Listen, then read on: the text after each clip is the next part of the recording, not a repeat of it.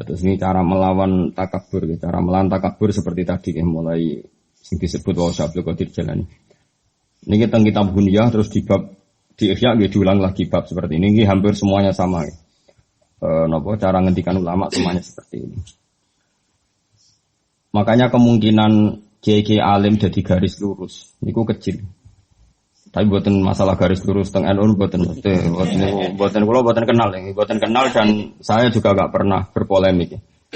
Artinya bergaris lurus begini.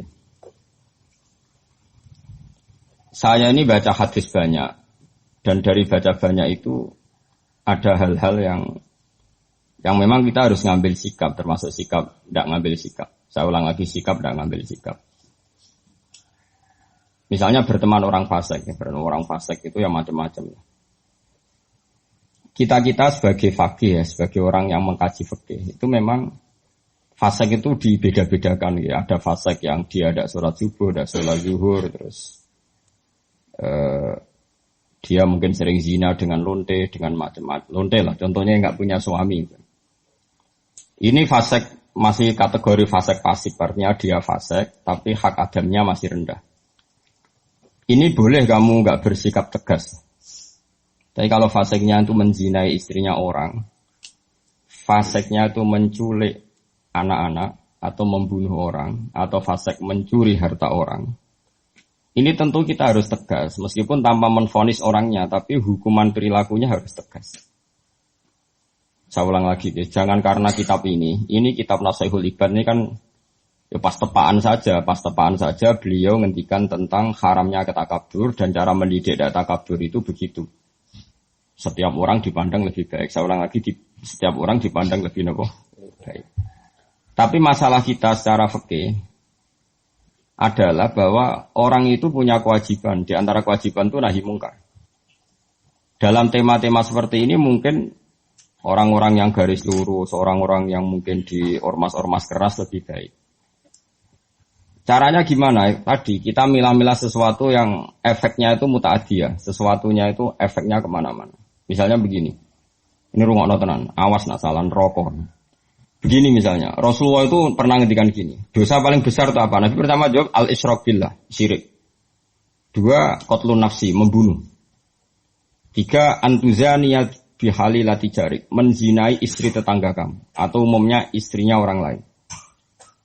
Sehingga dalam Islam tidak ada orang membunuh orang lain terus kemudian ditakwil.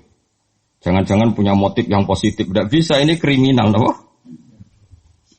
Makanya jangan sembarangan kamu bilang misalnya kita harus berbaik-baik orang fasik. Bisa saja nanti husnul khotimah. Fasik yang mana? Urusan husnul khotimah itu urusan Tuhan. Tapi kalau fasiknya ini dengan cara yang muta'adiyah, yang efeknya itu merugikan orang lain. Kowe iso nyabari orang yang menculik anak kamu, yang menculik istri kamu. Tapi kamu bisa mensabari orang yang nggak pernah sholat subuh. Saya ulang lagi, kowe iso kan nyabari orang enggak sholat subuh, enggak sholat duhur, bisa kan? Tapi nak menculik istri kamu, anak kamu, enggak bisa. Syariat pun mengatakan enggak bisa. Orang membunuh orang lain ada kisos. Orang menzina setelah kawin ada rajam. Bahkan orang yang menculik, menggarong dan membunuh itu enggak boleh langsung dibunuh. Itu ada yang dicongkel matanya, yang disalib macam-macam. Harus keras hukumannya dalam hukum Islam. Makanya nggak boleh ngaji satu kitab hanya karena satu kitab terus kita ngaji terus tawadhu, ambek wong sing mateni bojomu ya tawadhu. Ambek itu gendeng gitu nih orang tawadhu tapi kok gendeng. Jelas ayatnya iki innama jazaa'ul ladzina yuharibuna Allaha wa rasulahu wa yas'auna fil ardi fasadan ayyuqtalu au yusallabu, bukan sekedar dibunuh tapi apa? Disalib. Au tuqatta'a aydihim wa arjuluhum min khilafin au yunfau minal arat. Sebelum disalib tangan kanannya misalnya dipotong, tangan kirinya dipotong, atau selang-seling tangan kirinya dipotong, tangan kanannya dipotong. Autoqata aydihim wa arjuluhum min khilaf. Min khilaf itu di apa? Diselang-seling. Itu hukumannya keras sekali. Begitu juga misalnya maling yang melebihi rubu dinar. Meskipun kita tidak bisa melakukan hukum itu karena kita di negara Pancasila, itu enggak masalah, kita tidak melakukan itu. Tapi kita tahu kadar emosinya Allah, kadar dukane Allah dan Rasul. Saya ulang lagi ya. Saya pernah ngomong ini, matur ini di depan kiai-kiai kajen. Jadi begini, maksud saya kenapa saya cerita ini. Kemarin saya juga pas hari apa itu. tanggal Kamis itu kan tanggal 1 Muharram ya, berarti Rebu. Kemarin Rebu saya ada acara aswaja di Tayu dengan Gus Zofur, terus saya habis itu ngajar Mahat Ali di pondoknya Mbak Sahal.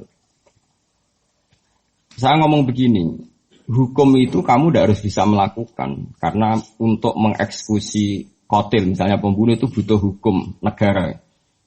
Dalam konteks ini negara Islam, kamu nggak boleh misalnya sama pembunuh anak kamu langsung membalas apa? Membunuh tanpa hukum apa?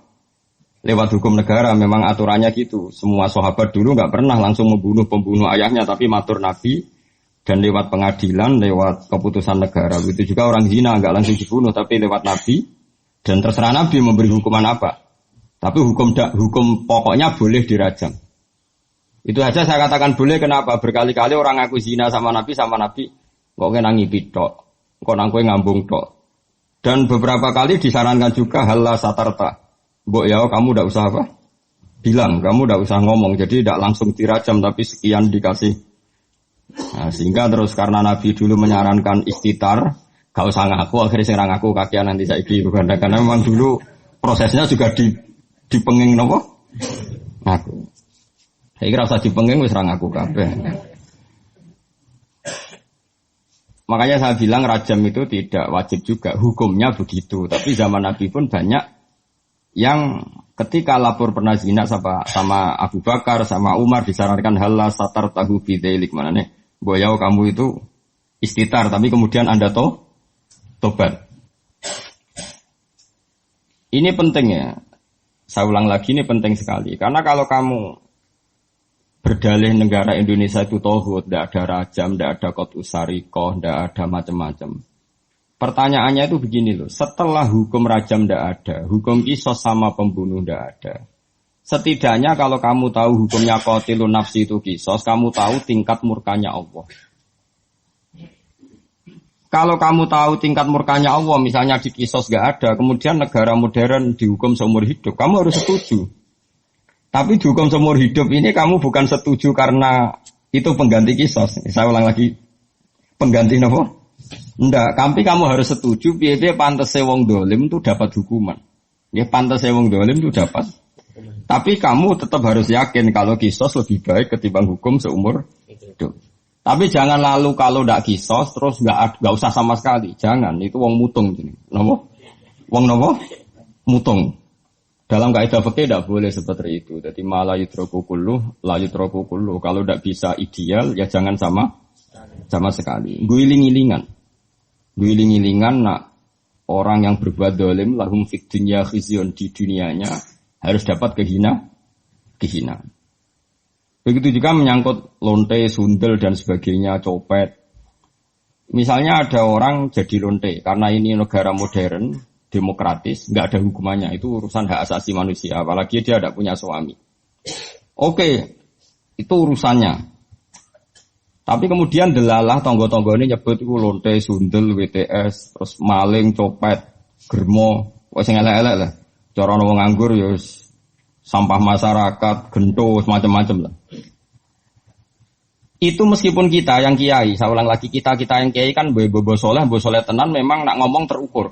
Terukur manane sing wis ngomong lonte akeh sene bobo menang sehingga kita kecelok cangkem apik.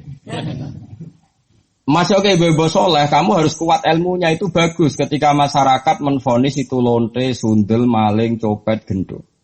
Karena ciri utama kesalahan adalah ngendikane Allah lahum fid dunya khizyun, di dunianya juga harus hina. Termasuk dengan penamaan-penamaan yang buruk. Meskipun orang tertentu karena dia kiai atau sufi gak perlu melok kecangkeman se-ekstrim itu. Tapi biarkan kalau Allah bikin hukum seperti itu, karena ciri utama kesalahan adalah lahum fid dunya khizyun. Kalau salah itu maki-maki. Ini penting kalau aturaken kata ngendikane Kanjeng Nabi, Allah itu akan mencabut barokahnya bumi jika orang dolim tidak dikatakan dia dolim. Karena nanti kalau salah istilah, misalnya satu kampung itu orangnya beretika semua, khusyuk kabeh, meneng kabeh, omongane apik kabeh. Ono wong lonte dari boten derek-derek. Ono copet jare, niku boten copet nih. Niku tiang kreatif sing baik. Ono lonte jare, wah niku tiang laris. Wah yo repot nih. Jadi lonte laris, jadi niku tiang tiang laris. Dari orang di koyok dhisik ana ide lonte dibacakno wanita harapan. Kan yo dadi repot. Makanya saya pernah bersaksi betul, ini saya berhadapan-hadapan. Ada orang yang aid karena free sex ya, bukan aid karena kecelakaan bekasnya jarum atau bekasnya gigitan atau apa, pokoknya karena benar-benar free sex ya, seks bebas ngawur. Ada dokter itu konsultasi sama ulama. Kemudian saya pas di situ ada beberapa ulama, ada beberapa kiai pas itu. Di dokter tadi orangnya sangat nasionalis ya, dia ada gak mati mikir lah pentingnya agama. Dia tanya, Pak Kiai sekarang kedokteran baru nyari obatnya aid gini-gini dan kita ikut terlibat penelitian gini. Dia bangga sekali menceritakan ikhtiar untuk mencari obatnya aid. Kiai ini terkenal ramah sekali, terkenal sopan, terkenal gak pernah ngedikan keras. Tapi di luar dugaan saya pun gak pernah menduga kalau Kiai tadi jawabnya gini. Wong zina sak karepe dhewe iku wong maksiat. Pangeran kepen ngukum sampean kepen ngobati. Kono nak sampean kepen nantang kersane pangeran. Oh nangis dokternya. Dia gak ngira kalau kiainya jawabnya seperti itu. Sama orang copet itu kan merugikan orang banyak. Nggawa bojone wong zina merugikan orang banyak. Kemudian masyarakat kita sudah menghukum dia sundel, dia copet nak menotobat. Setidaknya ini gak jadi karakter yang dimaklumi. Kalau perilaku ini dimaklumi kan malah repot kita. Anak kita zina tidak merasa salah, istri kita, saudara kita, karena merasa di situ gak diperlakukan secara sinis. Barokahnya diperlakukan secara sinis kan lumayan, ada ketakutan. Paham ya? Paham ya? Nah seperti ini ya biarin Allah bikin hukum lahum fid dunya khizyun, di dunianya pasti ada unsur dina. Entah kadarnya gimana itu terserah pangeran. Misalnya kalau orang bodoh jadi imam, macamnya surat sik lagi Fatihah, terus dikeluarkan dari masjid. Wah bodoh jadi imam keben. Nak rata ono kejadian itu song bodoh-bodoh pede, terus ngimami nyanyi Indonesia Raya kan dia repot. Paham? Jadi kita ini harus mikir juga. Mergo masyhur gitu. Ana wong saking bodhone iku mau belajar fikih, kok fikih ku kabeh ana khilaf. Bareng dekne mondok Mekah, ning Mekah mau dolanan tok. Tiap takoki masailul fikih disebut fihi qaulani. Ini ada dua pendapat. Wong pertama ngirane alim kabeh. Wong kok kabeh roh iku ana khilafe. Terus ana sing mangkal takoki. Mbah, hukume demenan piye fihi qaulani? Berarti sarap. Karwan demenan kok fihi. Kaulah ini demenan dan rokok ngawur. Demenan jadi hukumi fihi. Kaulah. Kau ini aku mau latihan ibu-ibu alim. Orang alim tapi ibu-ibu alim. Faham ke? Sehingga dalam banyak hal misalnya riba. Saya tidak mengatakan bunga loh, riba. Riba itu dengan bunga itu kadang sama, kadang tidak. Pokoknya riba. Allah jelas ngendikan. Jika kamu tidak meninggalkan riba, maka fa'dzanu biharbin minallahi wa rasulih. Kamu harus beri pengumuman kalau orang yang riba itu sama dengan memusuhi Allah dan Rasul dan menantang perang. Jadi fa'dzanu biharbin minallahi wa rasulih. Harus jelas. Paham ya? Terus kalau suwon kayak ngerasani itu. Ngerasani itu hukumnya haram. Tapi Allah ila yaumil qiyamah ape gawe wong ngrasani itu banyak. Mergo nek gak ono ngrasani iku wong maksiat iku yo penak, ora ono pengadilan sosial. Ora ono pengadilan apa? Sosial. Tapi nek ono sing ngrasani kan ini jadi kontrol. Ya jadi napa?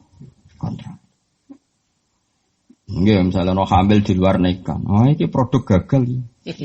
Mau kena apa rabi ke susu? Lah kena kan. Jadi akhirnya satu keluarga malu, terus mereka yang belum kena di komitmen jangan kena supaya tidak malu di depan masyarakat.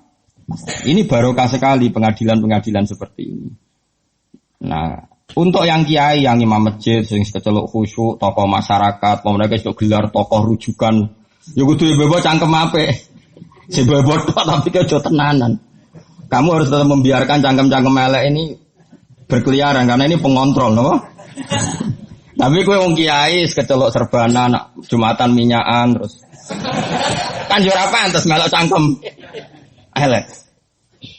Sebebo khusyuk, sebebo anteng. Tapi kayak kudu dukung, no? Pergerakan.